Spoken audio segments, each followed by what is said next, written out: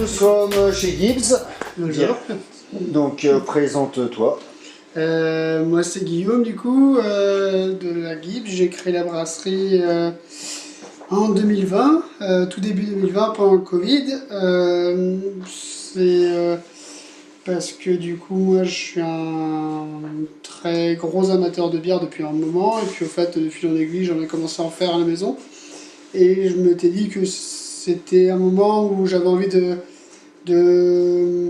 potentiellement faire un bar ou avoir quelque chose dans le genre là. Et puis quand j'ai vu que j'adorais vraiment faire la bière, je m'étais dit qu'il fallait plutôt que j'en fasse plutôt que de la vendre, quoi, on va dire, au sein d'un bar. Donc c'est là où je me suis lancé à me professionnaliser.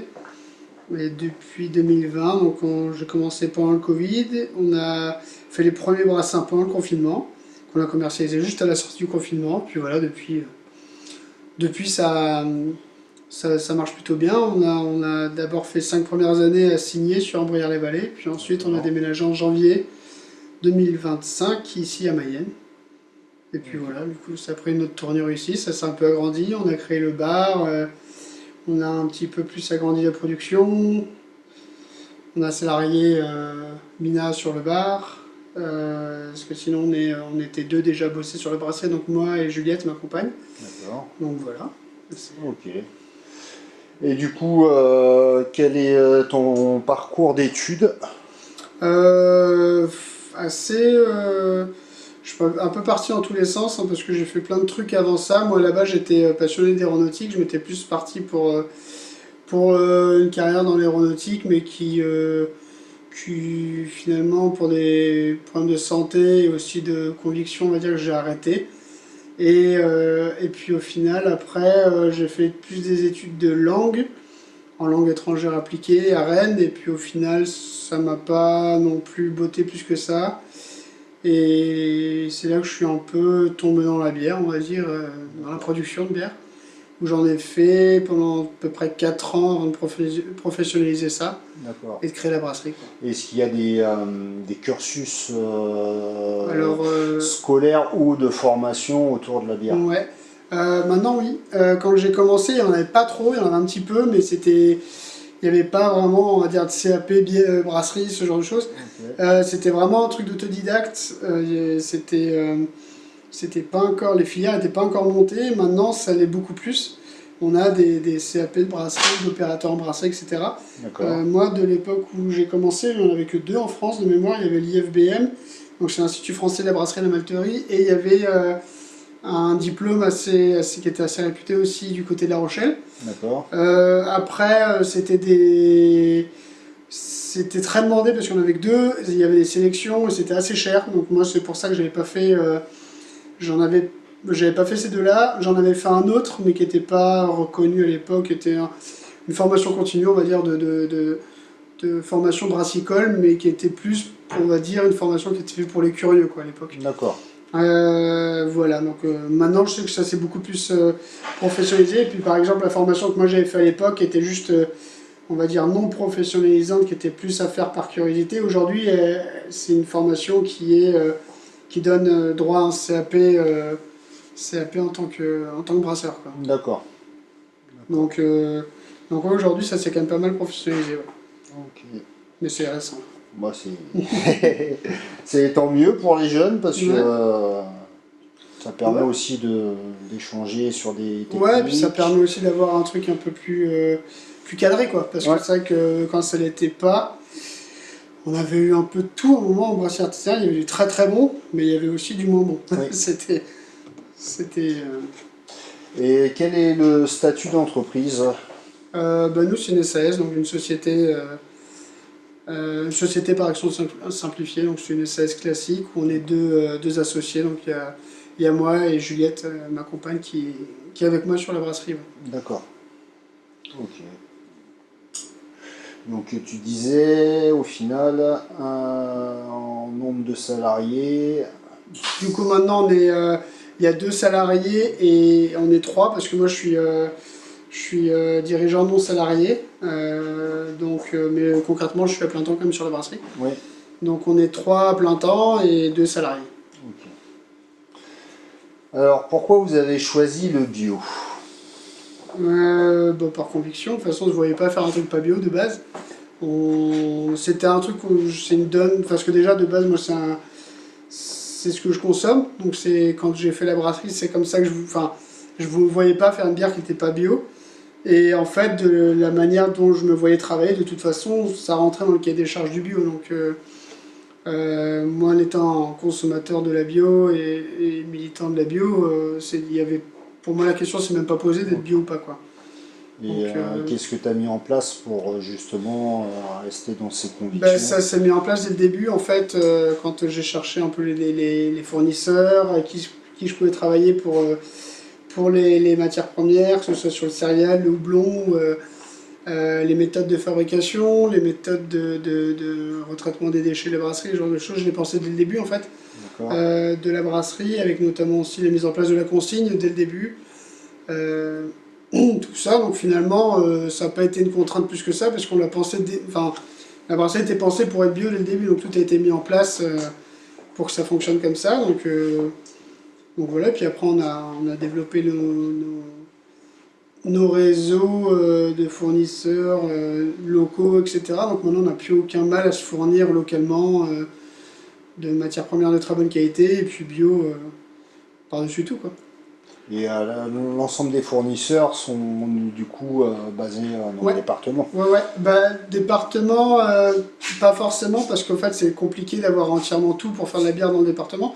Mais on a des céréaliers, ouais, mayennais, on a des houblonniers mayennais. On a des céréaliers aussi qui sont plus du côté de la Normandie et un petit peu, mais pas beaucoup, mais un petit peu aussi en Bretagne. Parce que ensuite, le céréal, il faut le malter pour qu'on puisse le brasser. Donc ensuite, le malteur, on travaille avec deux malteries. Une à Vannes en Bretagne et une à Caen en Normandie. Pour l'instant, il n'y a aucune malterie en Mayenne. Ok. Donc de toute façon, on est obligé de faire malter ça soit en Normandie, soit en Bretagne. Voilà, donc après, ça c'est pour le côté céréales. Et pour le côté houblon, on a du coup un producteur mayennais qui fournit en fait quasiment 80% de notre production, enfin de notre consommation.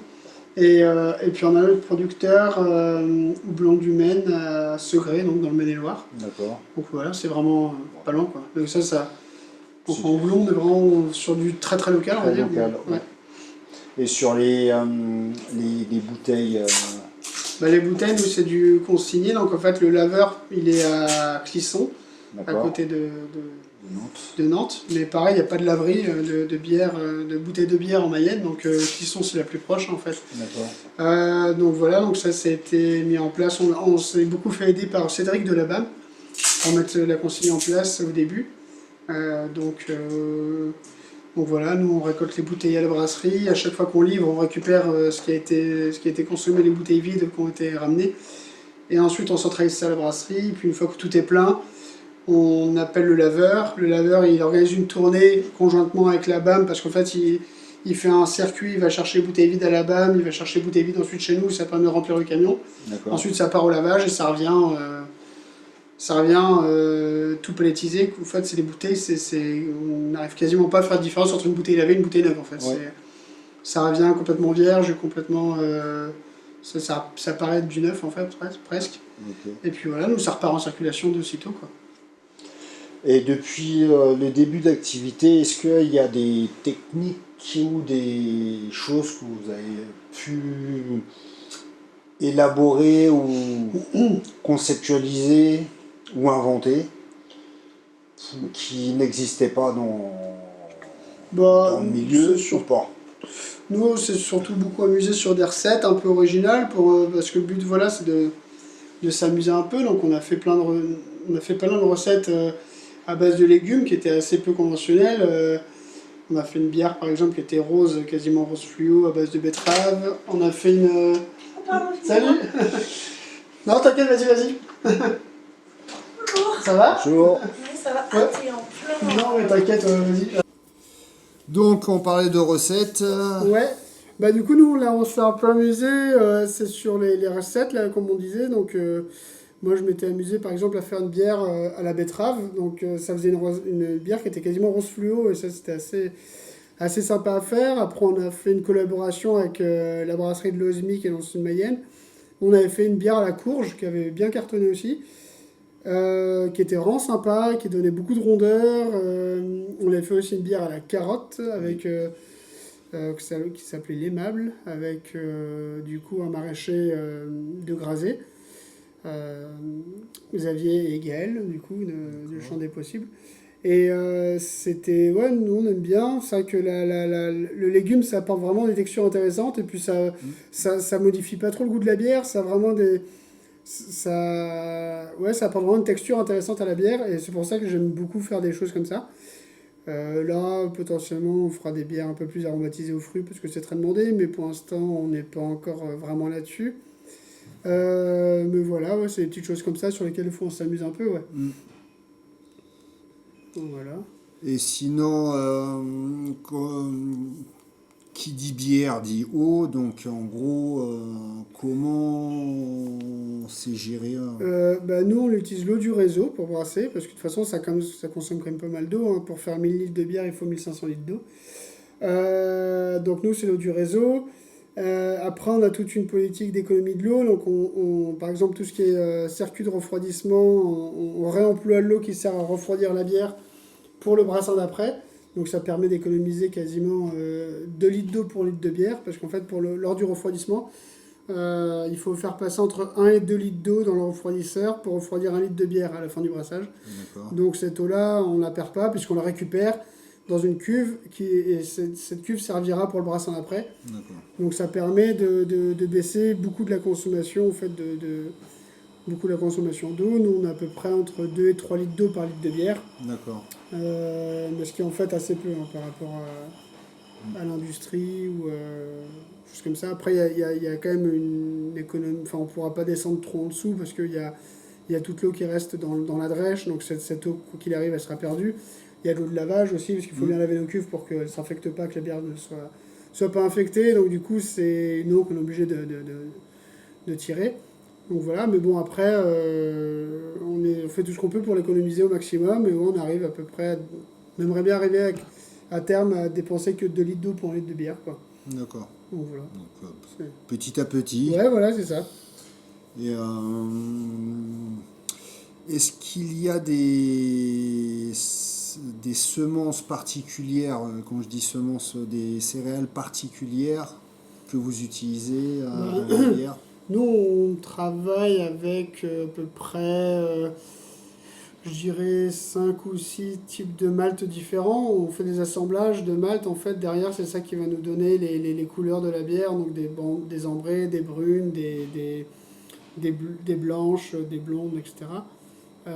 Donc ça, c'est le malteur. En fait, il y a le céréal qui est envoyé au malteur. Et le malteur, il fait germer le céréal. Et derrière la germination, il peut faire tourailler, caraméliser, tourber, enfin il peut faire plein d'autres choses sur le céréal pour D'accord. le foncer, pour le cuire un peu, Mm. et donner derrière des maltes un peu plus foncées.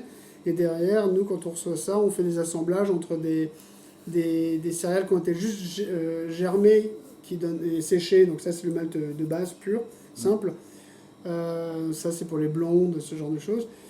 Et des maltes qui sont un peu plus torréfiés, un peu plus fumés, un peu plus toastés. Et on va mettre ça en assemblage pour pouvoir faire des ambrées, des brunes, D'accord. choses comme ça. Puis après, il y a aussi, donc ça c'est pour la partie céréales.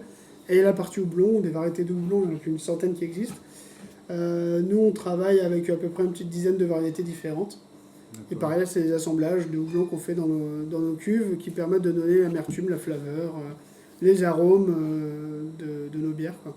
Et sur les bières, vous travaillez des fois avec différentes céréales ou ça reste essentiellement... C'est essentiellement de l'orge, mais après, de temps en temps, on travaille avec du blé pour les bières blanches, D'accord. du seigle pour les bières un peu plus rondes. On a déjà fait des bières aussi avec un peu de sarrasin.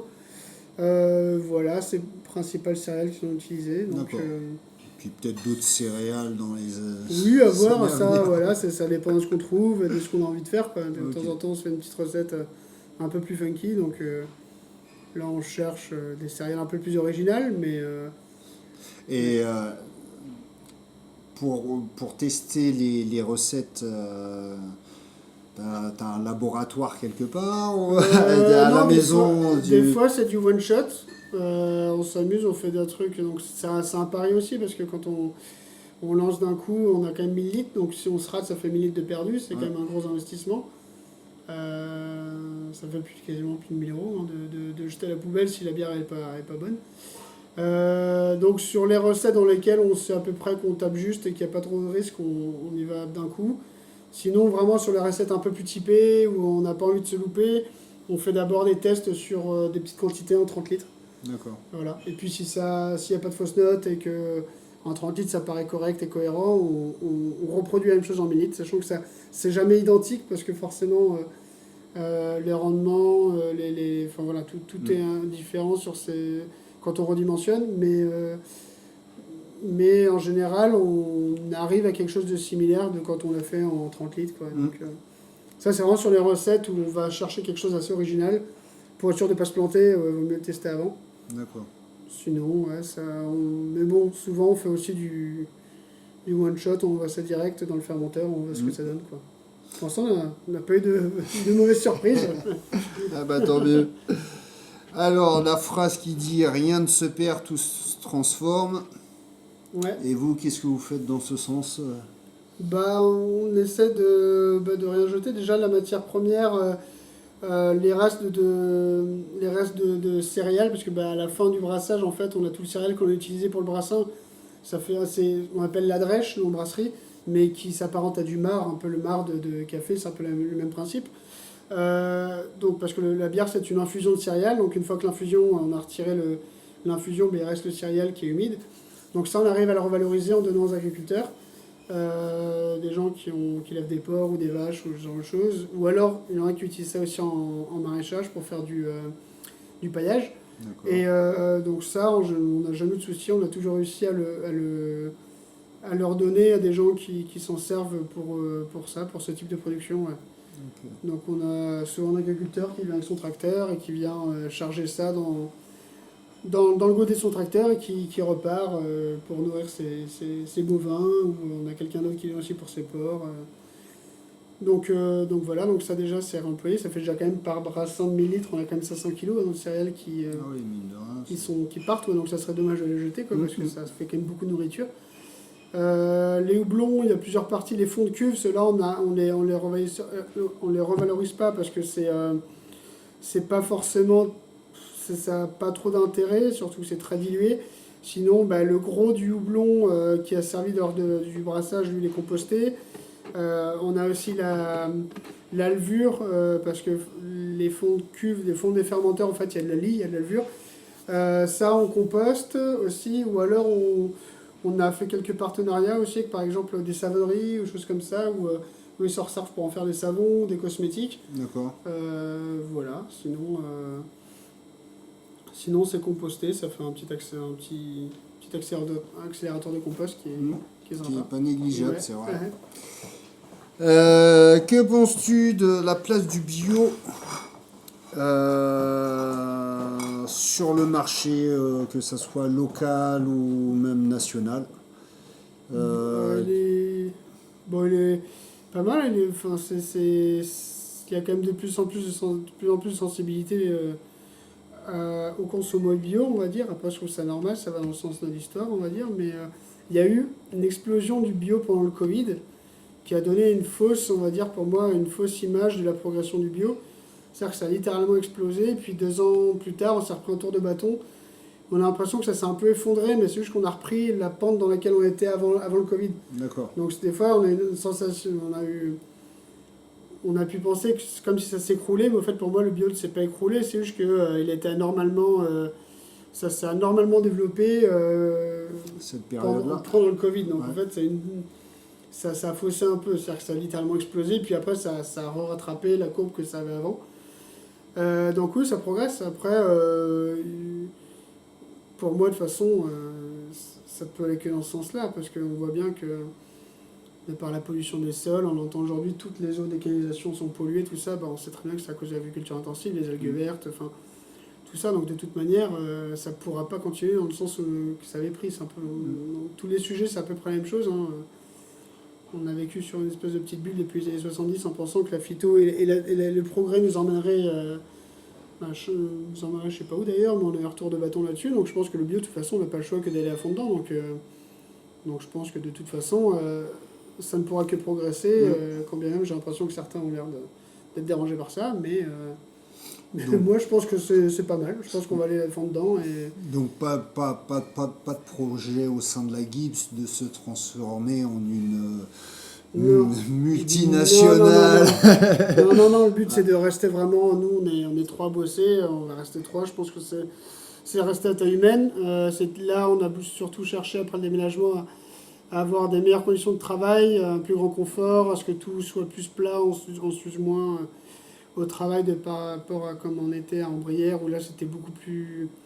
L'accès était beaucoup plus compliqué, on était un peu plus à devoir porter les choses et tout ça, donc là c'était vraiment améliorer les conditions de travail, mais de garder quand même le projet avec un dimensionnement assez humain, où on arrive à... Voilà, c'est pas le but, on n'est pas dans l'expansion à l'infini. Mm. Donc, Oui.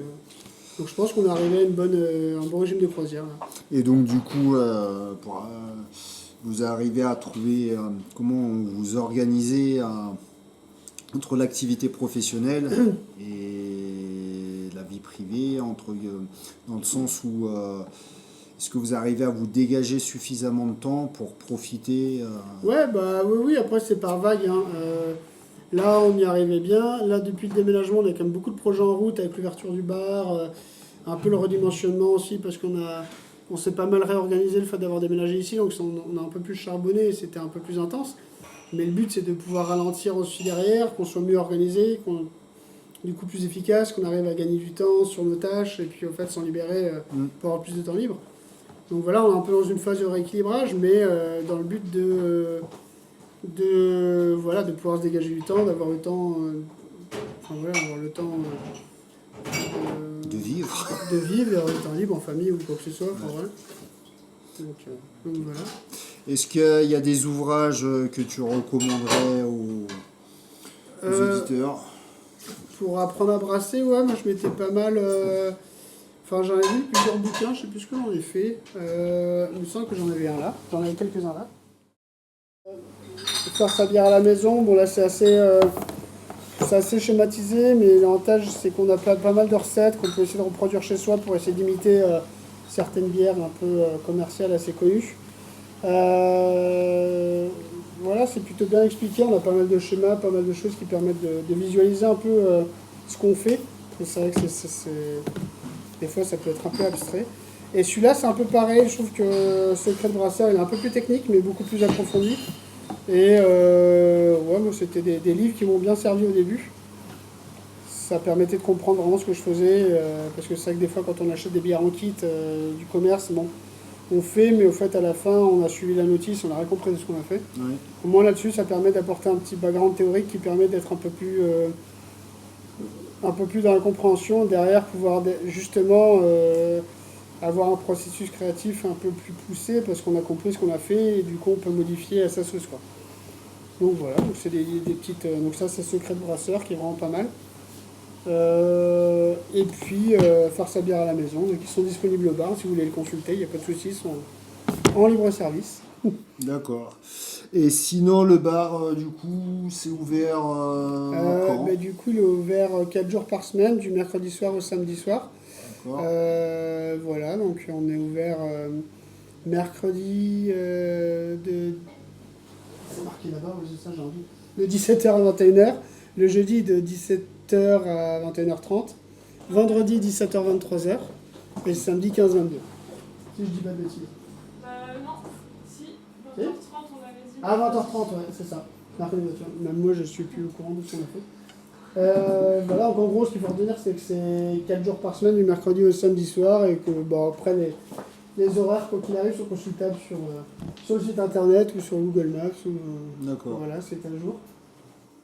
Donc voilà, donc maintenant on a possibilité de boire nos bières à la pression. Donc on a 4 becs qu'on peut voir là. Donc on a à peu près 7 à 8 bières différentes.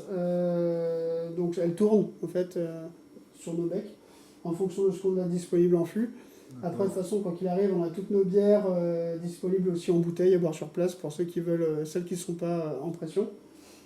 Voilà, sinon après on a toute une carte aussi de boissons sans alcool, donc c'est toute une carte qui est que de fournisseurs locaux et bio, donc on a un peu de ginger beer de la BAM par exemple, on a des jus du musée du cidre, on a du kombucha, on a... qu'est-ce qu'on a? On a plein de choses, hein. On a des infusions de plantes, des sirops, et puis aussi depuis peu de la nourriture, donc saucisson, du grignotage, donc on va avoir bientôt des planches apéro d'ici à peu près un mois et demi, et pour l'instant on a des rillettes, des tartinades, choses D'accord. comme ça, voilà, pour prendre avec sa bière à l'apéro. Ok. Donc voilà. Bon bah rendez-vous à la Gibbs.